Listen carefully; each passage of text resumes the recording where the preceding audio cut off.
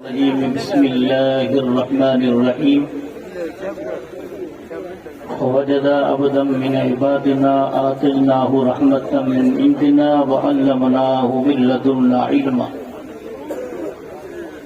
آمنت بالله صدق الله ومولانا العظيم وبلغنا رسوله النبي الأمين الكريم ونحن على ذلك ما قال ربنا على لسان نبينا لمن الشاهدين والشاكرين والحمد لله رب العالمين كما قال الله تبارك وتعالى في عظمة شان محبوبه إن الله وملائكته يصلون على النبي يا أيها الذين آمنوا صلوا عليه وسلموا تسليما اللهم صل على سيدنا نبينا مولانا محمد طب القلوب ودوائها وعافية الأبدان وشفائها ونور الأبصار وضيائها وآله وأصحابه وبارك وسلم صلاة وسلاما عليك يا رسول الله صلاة وسلاما عليك يا حبيب الله وعلى آلك وأصحابك يا خير خلق الله ومصطفیٰ برسا خیشرہ کے دی ہما اوست اگر باؤ بن رسی دی ہما بولا بیستک ہر کے عشق مصطفیٰ سامان اوست بار بردر گوشہ دامان اوست ذرہ عشق نبیت حق طلب سوز صدیق و علیت حق طلب خدایا تڑپنے بھڑکنے کی توفیق دے دل مرتضی سوز صدیق دے یا رب دل مسلم کو وہ زندہ تمنا دے جو قلب کو گرما دے روح کو تڑپا دے واجب الاحترام محترم مقام لائق تعظیم و تکریم ذی وقار گرامی قدر علماء کرام بزرگان دین و ملت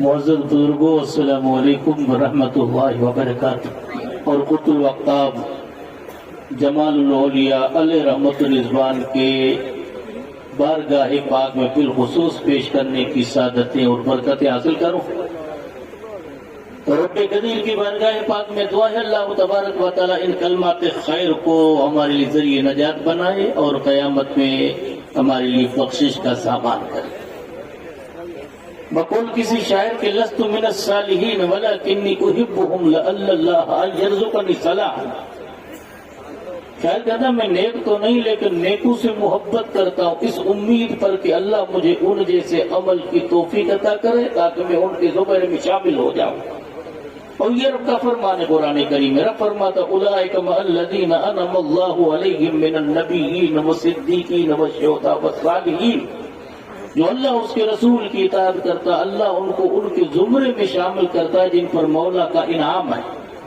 صفحے اول میں انبیاء کو ذکر کیا صفحے ثانی میں صدیقین کو بیان کیا صفحے ثالث میں شہداء کو بیان کیا صفحے رابع کے اندر اللہ تعالیٰ نے اولیاء کاملین کو بیان کیا اور ایک جگہ مولا فرماتا وآخرین منہم لما یلحقوا بہم کچھ پچھلے اگلوں میں شامل ہے اگرچہ ان کا زمانہ انہوں نے نہ پایا سرور کائنات صلی اللہ علیہ وسلم کا دربار ہے صحابہ آپ کے سامنے بیٹھے ہیں جلوہ گر ہے اس کے متعلق علماء کرام نے اپنا ایک موقف اور اپنا عقیدہ آپ کے سامنے پیش کر دیا مجھے ان باتوں کو دہرانے کی ضرورت نہیں میں چند منٹ میں اپنے موقف کو پیش کر رہا ہوں آقائے دو جہاں صلی اللہ علیہ وسلم کی بارگاہ ایک شخص آئے حضرت انس بن مالک بیان کرتے جاء رجل الی النبی صلی اللہ علیہ وسلم وقال یا رسول اللہ متی الساعۃ ایک صحابی حضرت انس کہتے حضور کی بارگاہ میں آ کے عرض کرتا یا رسول اللہ قیامت کب آئے گی آپ نے فرمایا اما اللہ تو نے قیامت کی کیا تیاری کی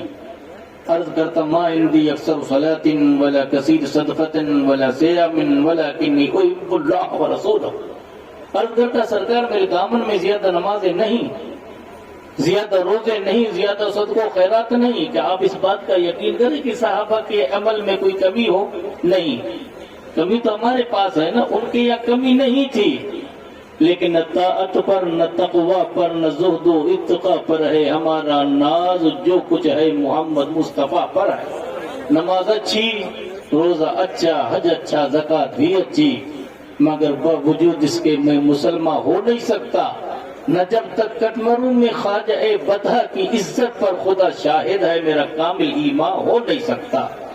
حضور فرماتے معطلہ تو نے کیا تیاری کی؟ عرض کرتا یا رسول اللہ میرے پلے کے اندر زیادہ عمل تو نہیں، جمع عملوں نے ویکھو کچھ نہیں پلے، یہ رحمت رب نے ویکھو بھلے بھلے۔ شاعر کہتا ہے کہ عمل تو پلے میں ہے ہی نہیں، جب خدا کی رحمت پہ نظر پڑتی تو امید الا من تاب وآمن عمل عملا صالحا فاولئک یبدل اللہ سیئات حسنات وکان اللہ غفورا رحیما۔ انسان ایمان کے ساتھ اچھا عمل کرے اور رب کی بارگاہ میں سچائی سے پیشانی جھکائے تو اللہ اس کے برائیوں کو بھلائی میں تبدیل کر دیتا، تبدیل کرنے والا مہربان ہے۔ حضور فرماتے تو نے کیا تیاری کی؟ عرض کرتا ہے سرکار عمل کی کمی ہے لیکن ایک میرے پاس چیز ہے، وہ ہے اللہ اس کے رسول سے محبت کرتا ہوں۔ آپ فرماتے انت ما من احببت، قیامت میں تیرا حشر اس کے ساتھ ہے جس سے تو محبت کرے۔ تو اس سے جمالی علیہ رحمت رضوان کے حسین و سنہرے موقع پر چند کلمے آپ کی خدمت پہ پیش کرنے کی سعادتیں برکتیں حاصل کر رہا ہوں۔ رب قدیر ہمیں قیامت میں صلح کے قدموں میں تھوڑا سا جنت میں مقام عطا کر دے۔ ہم بزرگان دین کے عرص پاک کو عرص پاکی تقریب کے نام سے یاد کرتے ہیں یا ہم وصال کہتے ہیں۔ موت تو آنی اس میں کوئی شک نہیں، علماء کرام مشائخ اعظام بیان کرتے ہیں کہ موت کی دو قسمیں، ایک موت اضطراری، ایک موت اختیاری۔ موت اضطراری کس کو کہتے ہیں؟ لاچاری کی موت۔ ہماری موت موت اضطراری ہے، اللہ والوں کی موت موت اختیاری ہے۔ آپ تاریخ کا مطالعہ کرو، حضرت فرید العطار رحمت اللہ علیہ اپنے زمانے کے زبردست تاجر تھے۔ صبح کا وقت ہے، دکان پہ بیٹھے ہیں، لوگ آ رہے ہیں، ان میں سے آپ نے ایک انسان کو آتے ہوئے دیکھا، ایسا انسان جس کے بارے میں آقا دو جہاں صلی اللہ علیہ وسلم ارشاد فرمائے رب اشعث اغبر مدفون عن الابواب لو اقسم علی اللہ لبرہ، کہ یہ سے انسان تمہیں نظر آئیں گے ظاہری حالت میں ان کے بال بکھرے ہوئے، ان کے کپڑے گرد سے اٹے ہوئے، لوگ اپنے دروازوں سے ان کو دھتکار دیں، لیکن وہ بندے اگر اللہ پہ قسم کھائیں تو مولا ان کے قسم کو بری کر دے۔ ایسے الجھے ہوئے بالوں والے ایک شخص آیا اور کاسے گدائی پھیلا کے کہا کہ اللہ کے نام میں کچھ دے دے۔ آپ نے کوئی توجہ نہیں کی، پھر کہتے کچھ دے دے، آپ نے کوئی توجہ نہیں کی، پھر عرض کرتا مجھے دے دے، آپ نے کوئی توجہ نہیں کی۔ تو اللہ کے بندے کو جلال آیا کہا کہ دنیا کے دولت سمیٹنے میں اتنا مصروف ہے، تجھے اپنے موت کی فکر نہیں، مرے گا کیسے؟ جب یہ الفاظ کہے تو آپ نے فرمایا، اس بزرگ نے، آپ نے اپنے سرانے کاسے گدائی رکھا اور چادر اپنے بدن پہ اوڑھی اور بلند آواز سے کہتا لا الہ الا اللہ محمد الرسول، روح پرواز ہو جاتی ہے۔ یہ اللہ کے بندوں کی شان۔ تو اس موت کو موت اختیاری کہتے ہیں، اور اللہ والوں کا جو موت ہے یا تو عرس کی تقریب ہے یا وصال ہے۔ ہم عرس کیوں کہتے ہیں؟ امام بخاری کے حوالے سے حضرت ابو ہریرہ رضی اللہ تعالیٰ عنہ بیان کرتے ہیں، آقا فرماتے اذا وضع العبد فی قبرہ وتولی عنہ اصحابہ انہ لیسمع قرآن علمتہ ملکان۔ جب بندے کو قبر میں رکھا جاتا ہے، علماء کی محفل ہے، یا مومن کا لفظ نہیں ہے، مسلم کا لفظ نہیں ہے، عام بندے کا حکم ہے اور عام بندے کا ذکر اذا وضع العبد فی قبرہ وتولی عنہ اصحابہ، اس کے ساتھی ابھی پیڑ پھیر کر جاتے ہیں اور ان کے جانے میں جوتوں کے آواز کی سنتا ہے، فرشتے آ جاتے ہیں اور اٹھا کر کہتے ہیں ما کنت تقول فی ھذا لمحمد، اس کے بارے میں کیا کہا کرتا تھا؟ وہی قول پیش کر جو تو تقریروں میں کہتا تھا، جو تحریروں میں لکھتا تھا، چلتے پھرتے تو کہتا تھا، وہی قول پیش کر۔ آج لے ان کی پناہ، آج مدد مانگ ان سے، کل مانے گے قیامت میں کر مان گیا۔ ہمیں نتیجہ یہ ملا کہ رسول اللہ کو ماننا اسی کا نام ایمان، آپ کو دل سے جاننا اسی کا نام ایمان۔ اور آگے یوں فرماتے ہیں انہیں جانا انہیں مانا نہ رکھا غیر سے کام، للہ الحمد میں دنیا سے مسلمان گیا۔ آقا تو جہاں صلی اللہ علیہ وسلم کو دل سے ماننا اسی کا نام ایمان۔ تم عرس اس لیے کہتے ہیں۔ آقا فرماتے ہیں عبد مومن یا عبد موقن جب وہ صحیح جواب دے دیتا ہے وہ رسولنا محمد جاءنا بالهدى والبينات فآمنا واتبعنا وصدقنا ويقال نم كنومة العروس الذي لا يوقظ الا احد اهله اليه۔ فرشتے کہتے سو جا قبر میں دلہن کی طرح یا سو جا دولہا کی طرح۔ اب میں آپ سے مطالبہ کرتا ہوں پہلی رات کا دولہا یا پہلی رات کی دلہن بستر پہ کرا دے، اس کو نیند نہیں آتی، اس کی آنکھیں لقائے یار کے لیے کھلی ہیں۔ آج قبر میں مصطفیٰ کا جلوہ اسے نظر آیا، اب اسی حسرت میں وہ اپنے بستر اپنے قبر میں سو جاتا ہے۔ فرشتے کہتے سو جا دلہن کی طرح۔ اب وہ قبر میں لیٹتا ہے، زمانہ ہمارے لیے گزرتا ہے، صدیاں ہمارے لیے گزرتی ہے، ابھی اس کے لیے ایک لمحے کی دیر ہوتی ہے، قیامت قائم ہوتی ہے، اور محبوب خدا جب قبر انور سے اٹھ کر میدان محشر میں آئے تو شاعر یوں نقشہ کھینچتا ہے، کرم کی گھٹا آسیوں پر ہے چھائی، کون آیا محشر میں زلفیں بکھیرے۔ تو اس لیے اس کو عرس کہتے ہیں کہ اس رات میں اللہ کے نیک بندوں کو قبر میں جاتے ہیں تو مصطفیٰ کا جلوہ نصیب ہوتا ہے۔ اور امام اہل سنت یوں فرمائیں، لحد میں عشق رخے شہے کا داغ لے کر چلے، اندھیری رات سریتی چراغ لے کر چلے، کہ اگر قبر کی تاریکی کو اجالے میں تبدیل کرنا ہے، قبر کی تاریکی کو روشنی میں تبدیل کرنا ہے، تو جب تک جیے تو دل میں محمد مصطفیٰ کا عشق اور جذبہ لے کر جی۔ کیوں نہیں ہے تیرا نشیمن قصر سلطانی کے گنبد پر، تو شاہی ہے بسیرا کر پہاڑوں کی چٹانوں میں، عقابی روح بیدار ہوتی جب نوجوانوں میں، نظر آتی ان کو اپنی منزل آسمانوں میں۔ تو اس لیے اللہ والوں کے عرس کو ہم عرس کہتے ہیں، انہیں خدا کے نیک بندوں میں سے جس کا ذکر قرآن یوں بیان کرتا ہے، فوجد عبدا من عبادنا آتیناہ رحمتا من عندنا وعلمناہ من لدنا علما۔ اللہ کے بندوں میں سے ایک خاص بندے کو پا لیا۔ بندے سب رب کے ہیں، آپ بھی خدا کے بندے ہو، میں بھی خدا کا بندہ ہوں، کائنات میں ایسا کوئی فرد نہیں جو خدا کے بندوں میں شامل نہ ہو۔ اور قرآن میں فرماتا ہے ان کل من فی السماوات ومن فی الارض الا آتی الرحمن عبدا۔ کائنات میں ایسا کوئی شخص نہیں جو خدا کے بندوں میں شامل نہ ہو، بندے تو سب خدا کے بندے ہیں۔ مقام محبوبیت میں بندہ پہنچتا ہے تو عبد نہیں عبد ہو جاتا ہے، محب نہیں محبوب ہو جاتا ہے، طالب نہیں مطلوب ہو جاتا ہے، سالک نہیں مسلوب ہو جاتا ہے، مرید نہیں مراد ہو جاتا ہے۔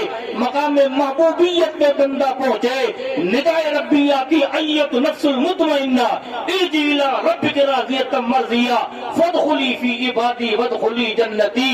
اب اس کی موت نہیں ہے، یا وصال ہے یا عرس ہے، تو ان بندوں میں ایسے وہ بندہ ہے کہ جن کو ہم قطب الاقطاب جمال الاولیاء کے نام سے یاد کرتے ہیں۔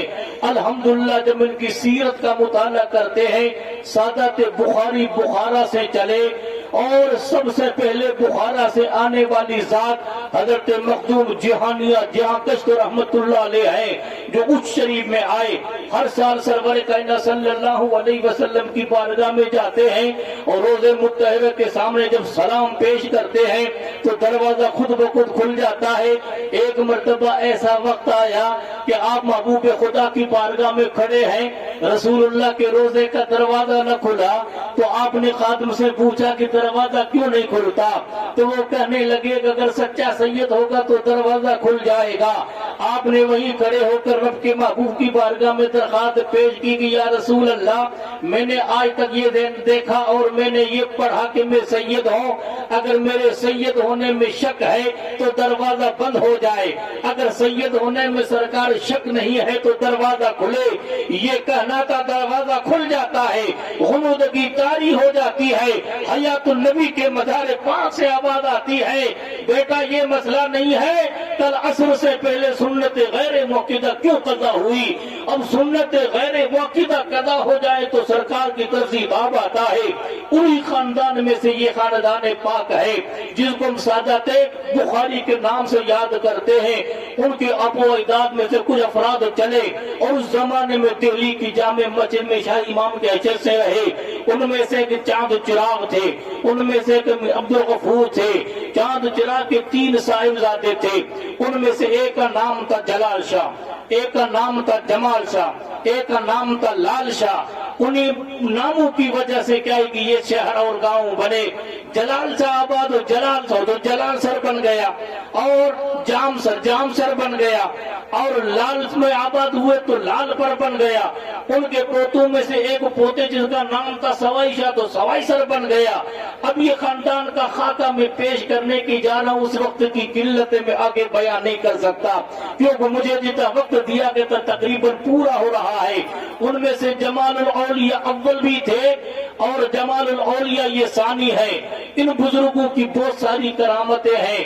ان کرامتوں کو اگر میں بیان کروں تو بیان کرنے کے لیے کافی وقت چاہیے. میں اتنا عرض کر دیتا ہوں کہ اور اس خاندان بخارا میں جتنے بھی بزرگ آئے بے شک اپنے سر کے تاج ہیں, لیکن اکثر و بیشتر جہاں میں جاتا ہوں تو ان میں سے رفض کی بو پائی جاتی ہے. لیکن یہاں اس علاقے کے اندر بیکانیر سے لے کر اور آپ جیسلمیر کے دوروں تک چلے جاؤ, اس خاندان بخاری کا یہ فیض ہے اور جمال الاولیاء کا یہ نورانی ایک کرشمہ ہے کہ اللہ کے فضل و کرم سے جب تک آپ باقاعد زندہ رہے تو مسلک کے حق کا, مسلک کے اعلیٰ حضرت پر شدت سے قابل رہے, اور زندگی پر آپ نے تصویر نہیں کھنچوائی اور اپنے مریدین کو متوسرین کو ہمیشہ وصیت کرتے تھے.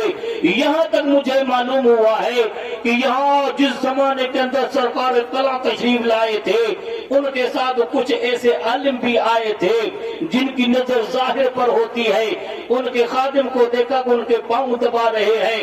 نماز کا وقت ہو گیا, انہیں کہا اٹھاؤ تمہارے پیر کو نماز پڑھے تو نعرہ رسالت صلی اللہ علیہ وسلم صلی اللہ علیہ وسلم صلی اللہ علیہ یا رسول اللہ وعلی آلہ وصحبہ یا خیر خلق اللہ. خادم کہتا ہے میں نے کہا سرکار نماز کا وقت ہو چکا ہے, تو کہا ہاں کہا کہ بھی ایک لمحہ نہیں ہوا میں نے دیکھا کہ صفحے اول میں جمال الاولیاء کھڑے ہیں. انہوں نے اپنے نظروں سے دیکھا جمال الاولیاء کھڑے ہیں. جب واپس آئے تو انہوں نے دیکھا کہ پلنگ پہ اس طرح سوئے ہیں جس طرح پہلے سوئے تھے. تو اللہ کے فضل و کرم سے یہ بزرگوں نے کہا تھا ایک وہ جمال تھے جس کو جمال اول کہتے تھے, یہ جمال الاولیاء جمال ثانی ہے جس کے بارے میں علامہ حیدر کشمیری رحمت الرضوان نے یہ بشارت دی تھی یہ میرا جمال وقت کا ایک ولی کامل ہوگا جس کے نگاہ فیض نے نہ معلوم کتنے مردہ دلوں کو زندہ کیا. الحمدللہ اسی مشرے پہ آج ہمارے بزرگ ہمارے کرم فرما وہ واجب الاحترام اور لائق عزت تعظیم و تکریم پیکر اخلاص و محبت پیر قمر الدین صاحب ہیں کہ جو آپ کے دادا اور آپ کے خاندان کے بزرگوں پہ مسلک پہ چل رہے ہیں اور اس علاقے کے اندر انہوں نے کتنا کام کیا ہے. میں حقیقت کی بات کر رہا ہوں, میں موقع کی تعریف نہیں کرتا ہوں. اگر حقیقت کو بیان نہ کروں تو میرے پر قرض رہ جائے گا. تو یہ جو آپ نے ایک کام اٹھایا ہے یہاں سے لے کر حصار اور پنجاب تک چلے جاؤ, ہر جگہ آپ نے دین کی تبلیغ کا کام کیا ہے. مسلک کے اعلیٰ حضرت کی نشر کی شکل میں آپ نے جو مشن کو لے کر چلنے کا ارادہ کیا ہے, میں آپ سب کو یہ محبت کا پیغام دیتا ہوں. یہ اکیلے کا کام نہیں ہے, یہ اہل سنت والجماعت کے تمام افراد کا اور خصوصیت سے اہل سنت والجماعت کے علماء کا یہ کام ہے. ان کے کندھے سے کندھا ملا کر کھڑے رہے اور جہاں مسلک کے حق پہ حملہ ہوتا ہے اس کے دفاع کے لیے جن کے دفاع کے لیے ان کے ساتھ مل کر اگر کام کریں گے تو انشاءاللہ مسلک بھی سلامت رہے گا, قوم بھی سلامت رہے گی اور انشاءاللہ انسان کی نسلیں بھی سلامت رہے گی. میں جاتے ہوئے تمہیں محبت کا پیغام دیتا ہوں.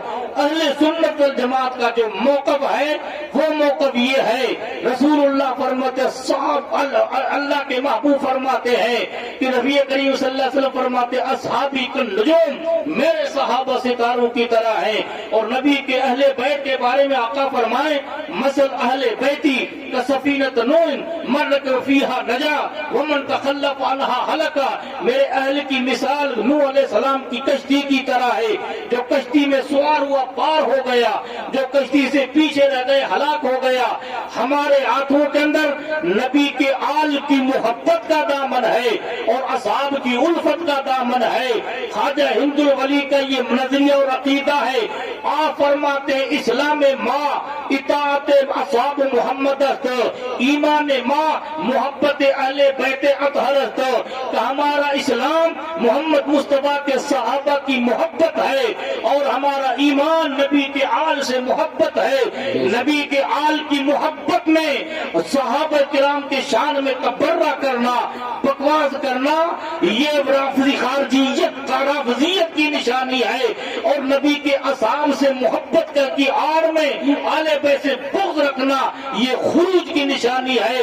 الحمدللہ ہمارا مسلک حفظ سے بھی پاک ہے، خروج سے بھی پاک ہے. اللہ کی بارگاہ میں دعا ہے مولا ہمیں اسی مسلک پر، اسی عقیدے پر چلنے کی توفیق رفیق عطا فرمائے. جمال یار کی رعنائیاں ختم نہ ہوئی، بہت کام لیا خوش بیانی سے. یہ قصہ لطیف ابھی نہ تمام ہے، جو کچھ کا آغاز باب تھا.